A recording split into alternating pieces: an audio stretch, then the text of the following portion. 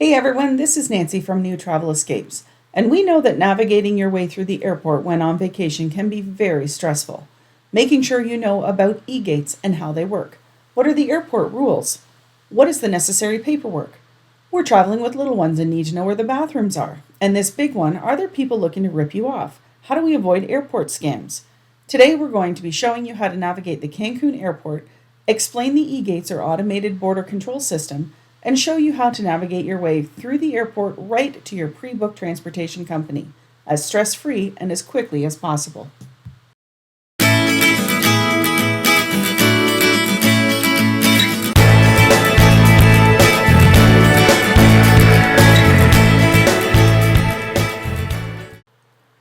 In 2023, just under 40 million passengers used Cancun International Airport, which is up more than 31% from 2022.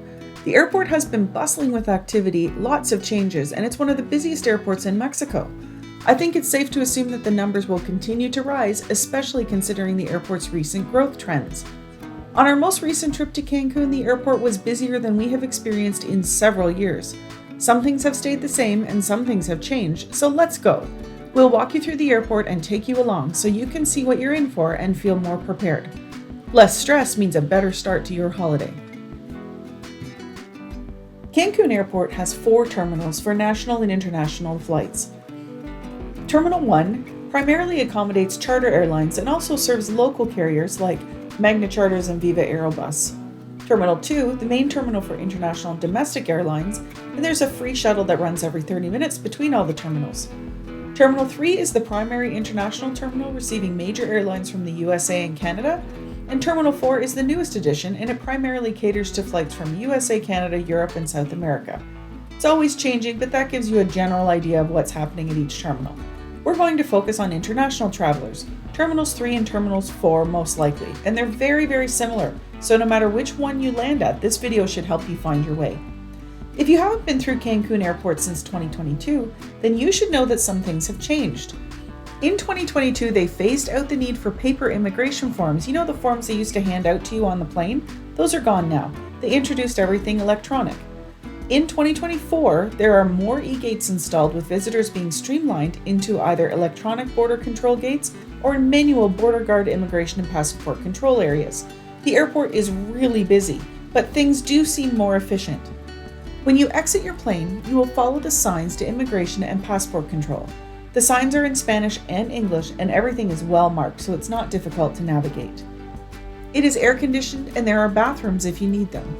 There are bathrooms in the upper hallway when you exit the aircraft, as well as some before you get in line at the immigration area. As you can see, the immigration area can be very busy. So if you're traveling with little ones, make sure that you try and use the washrooms before you get in line for immigration, rather than having to get out of that line and start over. It took us about an hour to get through the e-gates on this trip with these lines that you're looking at now. When you go down the escalator and enter into this immigration area, there are 2 lines, like I said earlier. One is for e-gates and the other is for regular immigration lines with the immigration officers. E-gates are only for Mexicans, Canadians, and American citizens, and in order to use the e-gates, you need to have a valid e-passport valid for 180 days. Now, if you're not sure, have a look for the little old-timey camera icon on your passport that looks like this. That's the symbol that tells you your passport is an electronic one. You also need to be over 18 years of age, so no families with kids under 18, and you have to be traveling for tourism. You are never allowed cameras or phones out in a customs area, so I've done my best to show you what they look like without making the security guards mad at me. If you don't have an e-passport, or you're traveling with children under 18, or your country is not on the list of those allowed to use the e-gates yet, then have no fear. You will simply need to get into the line to see the immigration officer in person so they can manually scan your passport and stamp it as normal. If you meet all of the requirements I mentioned, then you can get into line for the electronic border control gates. When you reach your turn at the kiosk, you put your passport picture side down into the machine. The machine will read the information on your passport, and when it lights up green, the doors or gates will open and you can walk into the center part of the gate. Once inside there, you can stand on the circle with footprints and wait for the camera to scan your face. Remember to remove your hat or glasses for this, or it's not going to work. It can take a minute, so be patient. The machine will spit you out a receipt with a QR code on it, and when you take the receipt, the second set of doors will open. Keep the receipt and put it in your passport. You may or may not need to produce it for your departure. So after you take the receipt, the doors will open and you can go out and follow the walkway to the duty-free stores and the baggage claim area. You can't get lost, there's only one way to go.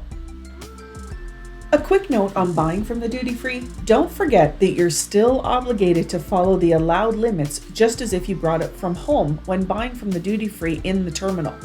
Many people get caught unaware by this, so I wanted to let you know. Those buying cigarettes, cigars, and alcohol are subject to the limits allowed to be brought into the country just as if you brought it from home. But if you buy it from the mini-mart just outside the airport doors, those limits don't apply. You also have the option of choosing a transfer company that allows for a stop at a store to pick up extra things that you might need on your way to the resort. We tell you all about that in our Top Cancun Airport Transfer Companies video, so check that one out if you're interested. Baggage claim was way understaffed on this trip when we landed, so it took a very long time for our bags to finally be unloaded from the plane. If you book one of our recommended transfer companies, they will be monitoring your arrival. There's also Wi-Fi at the airport, so you can always send a WhatsApp message to your transfer company, keeping them in the loop if you experience any exceptionally long delays. But more often than not, they are aware of what's going on in the airport. After you pick up your bags, you proceed past the customs declaration area. If you have something you need to declare, then follow the signs to declare it to the customs officers. And if you don't have anything to declare, then you can follow the signs that say nothing to declare, and you proceed out of the baggage claim area.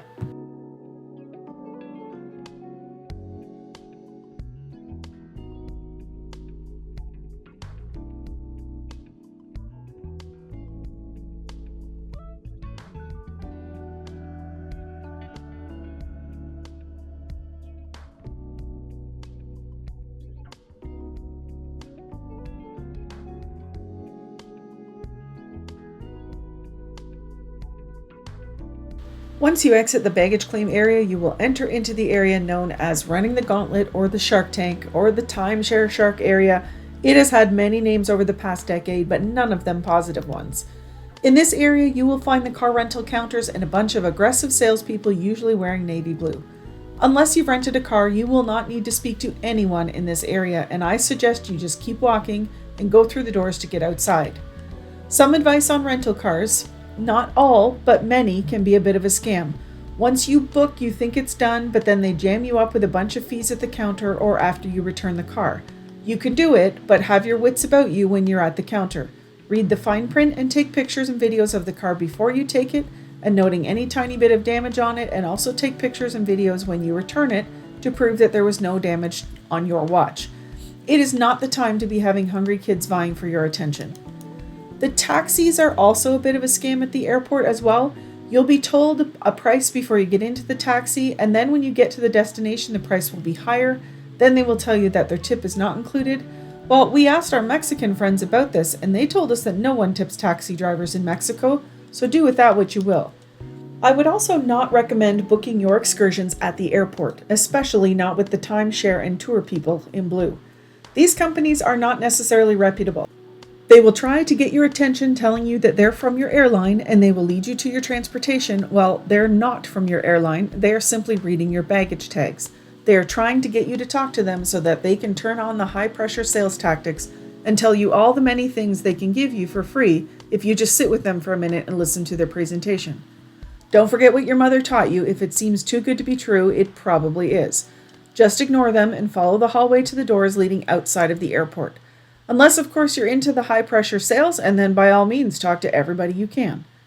If you're interested in excursions, then personally, I recommend booking your excursions in advance through your chosen transfer company. They often have good tours available, or through Viator, or even through your resort. Always check the reviews thoroughly online before you book. I highly recommend that you organize your airport to hotel round-trip transfers before you arrive and not wait until the last minute. They'll be waiting for your arrival just outside the airport in the area known as the Jungle, holding up a sign either with their company name on it, your tour operator name on it, or your name on it. If you book round-trip transfers, they will also let you know what time they want to pick you up for your return trip to the airport. They factor in traffic and the time of day and pick you up at the lobby of your resort, so you don't need to worry about anything. So once you're outside of the airport, you can look for the people holding up various signs indicating which transfer company they work for. Find your chosen transfer company and they will lead you to your vehicle. If you have trouble spotting your transfer company in the crowds, don't be afraid to ask any of them where your company representative is standing. We have found that for the most part, they are pretty helpful outside, showing you where their colleagues are located. In this area, you do not need to be nervous to ask questions. If you have transfers that are included in your vacation package, then they will most likely be shared transfers. Look for your travel company sign and they will lead you to one of these buses. The buses will take a load of people to their hotel area, dropping off along the way. This is less expensive, but it takes time, so just keep that in mind. We have found that shared transfers can take upwards of 2.5 hours for a trip that should be 30 minutes or so, because they're waiting for everyone to get on the bus. If someone is waiting on a lost bag, the bus is waiting too. If someone has made a pit stop to grab a margarita, well, you know, they're making multiple stops along the way, so of course it's not going to be nearly as fast as if you booked private. But it is less expensive, so that is totally up to you. There's a few last things I want to mention. The bathrooms available in the hallways when you exit the plane, or the ones before immigration, are much less crowded than the ones in the baggage area, but there are also washrooms located on either end of the baggage claim area. Unfortunately, there is no potable water or water bottle refill stations, and a bottle of water is ridiculously expensive. Actually, everything at the Cancun airport is a complete ripoff, so if you can avoid spending any money at the airport, I would. The duty-free prices are ridiculous. The mini mart, the restaurants, and the bars are all way too expensive unless you find $35 for a margarita okay. It drives me crazy, but I guess it works, so they will stick with this exorbitant pricing until we stop paying it, I suppose. I'm also happy to report that the highway improvement construction that has caused so many problems last year is finally finished. Yay! And the Mayan train is up and running. If you're concerned about getting to the airport on time for an early morning flight home, or your flight into Cancun arrives late at night, and you don't want to pay the all-inclusive resort rates for that night, you could consider booking a Cancun airport hotel. They are right there at the airport, and then you can arrange your transfers accordingly. So lots of changes at the Cancun airport have happened over the past couple of years, and I believe they are all in place now, and things are becoming more streamlined. The e-gates are much more efficient now than when they were first installed a year ago. Something else I want to mention is the visa tax. There have been more major changes to the visa tax that tourists need to know about. I'm currently trying to nail down all of the changes that have happened in 2024, and I'm making a video about it, so subscribe and hit the notification bell if you're planning on traveling anywhere in the state of Quintana Roo this year. As ridiculous as the implementation of the visa tax is, it is the law, and there are now penalties coming to those who try to avoid paying this tax. As soon as I get all the information, I will have it up for you. Thank you everyone for watching. We hope it was helpful for you and alleviate some stress from your vacation. As always, our opinions are our own. We are not sponsored and we are self-funded. We just completed a week-long stay at the new Hyatt Zilara Riviera Maya in Playa del Carmen, so check out those videos if that resort has made your list, as well as many of our other resort review videos. As always, we hope to give you a good idea of what our travel experiences are like, what we enjoyed and what we don't care for, so that you can determine if it's something that will be a good fit for you. Happy vacation planning, everyone. I hope you have a great week. Do something fun for yourself, and we'll be back soon with more new travel escapes. Bye!